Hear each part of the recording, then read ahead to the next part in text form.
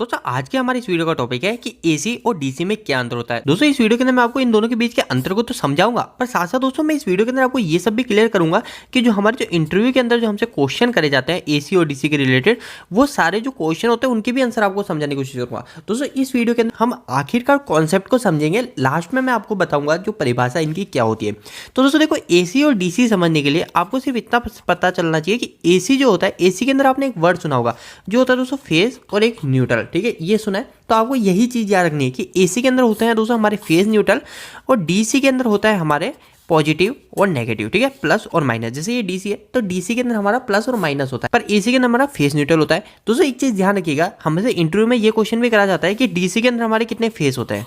तो दोस्तों जैसा मैंने अभी आपको बताया कि डीसी के अंदर फेज होता ही नहीं है, फेज हमेशा ओनली फॉर एसी के अंदर होता है। डीसी के अंदर तो ओनली फॉर पॉजिटिव और नेगेटिव ही होता है, तो आप उनका ये कह सकते हो कि डीसी के अंदर कोई भी फेज नहीं होता है। अब एसी के फेज की बात करें तो एसी के अंदर आपको पता है हम 3 फेज को उपयोग लेते हैं, जो कि होता है एक आर हो जाता है, एक वाई हो जाता है और एक बी हो जाता है, और एक हो जाता है हमारा न्यूट्रल। तो दोस्तों आपको फर्स्ट ये चीज क्लियर हो गई, एसी के अंदर हमारा फेज और न्यूट्रल होता है, इससे ही आपको सारा डाउट क्लियर हो जाएगा। तो सेकंड चीज होती है हमारी फ्रीक्वेंसी। ठीक है, एसी और डीसी के अंदर जो अंतर बताती है वो होती है हमारी फ्रीक्वेंसी। फ्रीक्वेंसी बहुत ही सिंपल है दोस्तों। देखो सबसे पहली चीज आप ये समझिए कि हमारे इंडिया के अंदर फ्रीक्वेंसी होती है 50 हर्ट्ज। आपको ये चीज ध्यान रखनी है, इंडिया के अंदर फ्रीक्वेंसी क्या है, 50 हर्ट्ज। आपको ये रट लेना है।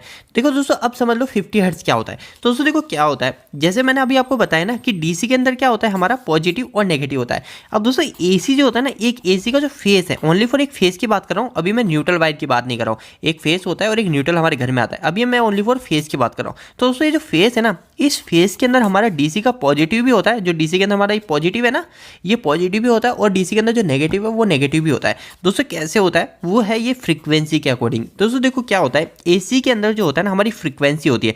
अब ये फ्रीक्वेंसी क्या होती है, जैसे हमको पता है 50 हर्ट्ज फ्रीक्वेंसी। तो दोस्तों देखो ये जो हमारा जो करंट होता है, जो हमारे जो वोल्टेज होते हैं वो ऐसे साइकिल में चल रहे होते हैं। हमको पता है कि हमारा जो वोल्टेज और करंट एक तार में से निकल रहा है, पर दोस्तों वो जो तार होता है उस तार में कुछ साइकिल चल रही होती है, जो इंजीनियरिंग लैंग्वेज में देखें तो फ्रीक्वेंसी होती है। जैसे ये हो गई फ्रीक्वेंसी। ठीक है, ये होती है हमारी फ्रीक्वेंसी। इसका मतलब क्या है दोस्तों, हमारा जो करंट है, हमारा जो एसी करंट है, इसके अंदर जो फेस वायर है, वो जो फेस वायर है, वो फेस वायर कुछ समय के लिए प्लस में भी जाता है और कुछ समय के लिए माइनस में भी होता है। तो दोस्तों इसको और आसान भाषा में समझाऊं तो दोस्तों ये हमारे सामने एक बल्ब है, जब हम इसको ऑन करते हैं, हम इसके अंदर फेस और न्यूट्रल देते हैं, तो क्या होता है, ये ग्लो होता हुआ दिखता है, कंटिन्यूसली ग्लो हो रहा है। पर दोस्तों एक्चुअल में जो रियलिटी होती है ना, उस रियलिटी के अंदर ये जो बल्ब है ना, ये कंटिन्यू ग्लो होता ही नहीं है। ये कंटिन्यू ग्लो नहीं होता है, ये 1 सेकंड के अंदर हमारा 50 बार तो ऑन हो रहा है और 50 बार ये हमारा बल्ब ऑफ हो रहा है। तो यह है दोस्तों हमारी फ्रीक्वेंसी। दोस्तों अगर आपको ये चीज रियलिटी में देखनी है कि कैसे ये हमारा बंद हो रहा है, कैसे हमारा ये चालू हो रहा है, तो दोस्तों आपको क्या करना है, आप वीएफडी लगा सकते हो। एक उपकरण आता है हमारा इलेक्ट्रिकल के अंदर वीएफडी, जिसको बोलते हैं वेरिएबल फ्रीक्वेंसी ड्राइव। इसके अंदर दोस्तों क्या कर सकते हैं हम, वेरिएबल फ्रीक्वेंसी, मतलब हम फ्रीक्वेंसी को वेरी कर सकते हैं, कम या ज्यादा कर सकते हैं। अगर दोस्तों इस वीएफडी की सहायता से हमारी जो 50 हर्ट्ज फ्रीक्वेंसी इंडिया के अंदर आती है, उस 50 हर्ट्ज को कन्वर्ट कर दूंगा 5 हर्ट्ज के अंदर या फिर 1 हर्ट्ज के अंदर, किसी में भी कन्वर्ट कर सकता हूँ, वो हमारी वीएफडी में हम कर सकते हैं। तो 1 हर्ट्ज पे कर दी तो हमको ये जो बल्ब है ना, ये 1 सेकंड में एक बार बंद चालू होता हुआ दिखेगा। अगर मैंने इसको 40 हर्ट्ज कर दी तो ये 1 सेकंड में 40 बार बंद चालू होता है। तो दोस्तों फ्रीक्वेंसी आप समझ गए, फ्रीक्वेंसी क्या होता है। अगर आप अपने घर में अगर 1 हर्ट्ज की सप्लाई है, 1 हर्ट्ज की सप्लाई है, 1 हर्ट्ज की सप्लाई का मतलब 1 सेकंड के अंदर हमारा ये साइकिल बन रही है, एक बार पॉजिटिव और एक बार नेगेटिव, एक फेज के अंदर। पर दोस्तों अगर इंडिया के अंदर अभी पता है आपको 50 हर्ट्ज फ्रीक्वेंसी चलती है, तो इसका मतलब ये 1 साइकिल हो गई, ऐसी दोस्तों ये 2 साइकिल, ऐसी दोस्तों ये 3 साइकिल, ऐसी ही दोस्तों 50 साइकिल हमारी 1 सेकंड में एक फेज में से निकलती है। तो दोस्तों अब आपको यही चीज याद रखनी है, हमारा जो एसी होता है, एसी के अंदर हमारी फ्रीक्वेंसी होती है, जबकि डीसी के अंदर फ्रीक्वेंसी नहीं होती है।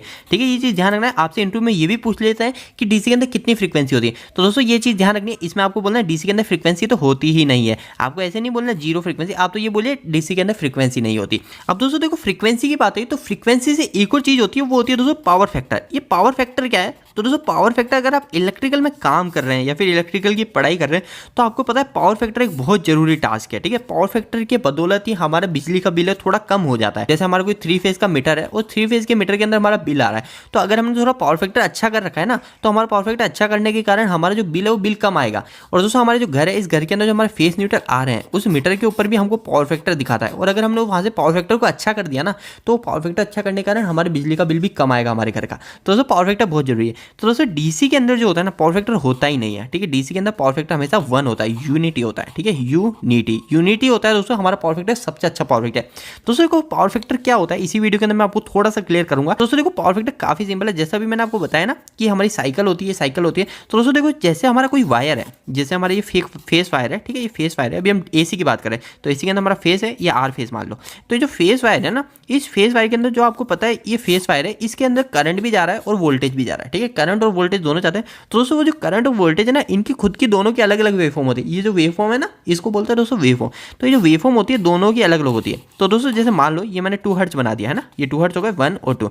तो दोस्तों जैसे ये हमारी वोल्टेज की वेवफॉर्म है, ठीक है। तो दोस्तों करंट की वेवफॉर्म भी उसी वायर से जा रही है ना, तो करंट की वेवफॉर्म जैसे अगर मान लो थोड़ा सा आगे पीछे हो गई, गलती से डिस्टर्बेंस के कारण थोड़ी सी आगे पीछे वेवफॉर्म हो गई, तो इन दोनों के बीच में अंतर आ गया। तो दोस्तों ये दोनों के बीच में जो अंतर है ना, यही होता है हमारा पावर फैक्टर।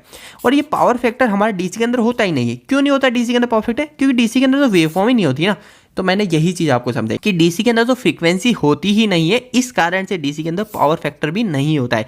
एसी के अंदर हमारा पावर फैक्टर की प्रॉब्लम आती है, क्योंकि जो वेवफॉर्म होती है वो वोल्टेज और करंट के आगे पीछे हो जाती है। तो दोस्तों वो होता है हमारा पावर फैक्टर। इसके अलावा दोस्तों डीसी को हम उत्पन्न कैसे करते हैं वो भी मैं आपको बता देता हूँ। तो डीसी को उत्पन्न करने के लिए आपको पता है दोस्तों डीसी जनरेटर आते हैं, डीसी जनरेटर, ठीक है। दोस्तों डीसी डायरेक्ट उत्पन्न भी होती है, आपको पता है डीसी को हम एसी से कन्वर्ट करते हैं, एसी से हम डीसी में कन्वर्ट करते हैं। कैसे करते हैं? हम डायोड का इस्तेमाल करती है, डायोड का इस्तेमाल करके। आपने सुना होगा रेक्टिफायर सर्किट बनाते हैं डायोड के इस्तेमाल से और हमारा एसी से डीसी में कन्वर्ट कर देते हैं। पर दोस्तों हमारी डीसी भी डायरेक्ट बनती है। आपको पता है हमारे सोलर पैनल होता है, वो सोलर पैनल क्या करते हैं? वो सोलर पैनल हमको डायरेक्ट डीसी सप्लाई देते हैं। इसके अलावा दोस्तों हमारे डीसी जनरेटर भी होते हैं, जो डीसी जनरेटर क्या करते हैं? हमको डायरेक्ट डीसी सप्लाई देते हैं। और दोस्तों एसी आपको पता है एसी हमारे जनरेटर से बनती है, अल्टरनेटर होता है, वो अल्टरनेटर हमको एसी सप्लाई देता है, एसी करंट देता है। तो दोस्तों इंटरव्यू के अंदर आपको सिर्फ इतना ही बोलना है कि डीसी के अंदर हमारी फ्रीक्वेंसी नहीं होती है, एसी के अंदर हमारी फ्रीक्वेंसी होती है। इसके अलावा डीसी के अंदर हमारा पावर फैक्टर कांस्टेंट 1 होता है, जबकि एसी के अंदर हमारा पावर फैक्टर वेरी कर रहा होता है हमारे लोड के हिसाब से। इसके अलावा दोस्तों आपको एक और लाइन बोलनी है कि डीसी के अंदर जो हमारी करंट की जो डायरेक्शन होती है, ये जो मैंने आपको समझाया था ना दोस्तों, प्लस माइनस, जो हमारा फेस है इस फेस के अंदर प्लस भी है और ये माइनस भी, ये प्लस भी है और ये माइनस भी, दोनों एक ही फेस के अंदर है, हमारी डीसी पूरी एक फेस के अंदर है। तो ये जो डायरेक्शन है, ये डायरेक्शन डीसी के अंदर सेम चल रही होती है, चेंज नहीं हो रही थी। जबकि एसी होती है, इस एसी के अंदर होती है हमारी डायरेक्शन चेंज। एसी का जो फुल फॉर्म होता है दोस्तों वो होती है अल्टरनेटिंग करंट, अल्टरनेटिंग करंट। दोस्तों अल्टरनेटिंग का मतलब क्या है? अल्टरनेटिंग का मतलब ही यही होता है कि बारी बारी से चेंज होना, यानी अभी ऊपर है तो बाद में नीचे, बाद में ऊपर है या नीचे। तो दोस्तों यही चीज है अल्टरनेटिंग। तो आपको इसी से ही ध्यान रखना है कि अल्टरनेटिंग का हिंदी में मतलब क्या होता है? अल्टरनेटिंग मतलब होता है चेंजिंग होना, समय समय पे बदलाव होना। दोस्तों अगर आप इलेक्ट्रिकल या मैकेनिकल फील्ड से है तो आपके लिए एक बहुत महत्वपूर्ण सूचना है कि हमने एक वेबसाइट स्टार्ट करी जिसका नाम है www.engineeringdos.com। दोस्तों इस वेबसाइट पे आपको काफी अच्छे हिंदी में इलेक्ट्रिकल और मैकेनिकल से जुड़े आर्टिकल मिलेंगे, जो सारे आसान भाषा में होंगे, जैसे अभी मैंने आपको यहाँ पे समझाया। इसी तरीके से दोस्तों आपको वहां पे भी सारे के सारे टॉपिक बिल्कुल इजी लैंग्वेज में होंगे। तो दोस्तों अगर आप हमारे इस वेबसाइट से जुड़ना चाहते हैं तो आपको इसका लिंक हमारे इस वीडियो के डिस्क्रिप्शन बॉक्स में मिल जाएगा। दोस्तों आपको यह वीडियो कैसा लगा, इस वीडियो को लाइक करके जरूर बताना। अगर आपको कोई भी सवाल इस वीडियो के प्रति या फिर इलेक्ट्रिकल से जुड़ा है तो आप मुझे नीचे कमेंट बॉक्स में कमेंट करके पूछ सकते हैं। इलेक्ट्रिकल की वीडियो अगर आप हिंदी में देखना पसंद करते हैं, आज ही हमारे चैनल को सब्सक्राइब कर लीजिए। आज के लिए इतना ही, धन्यवाद।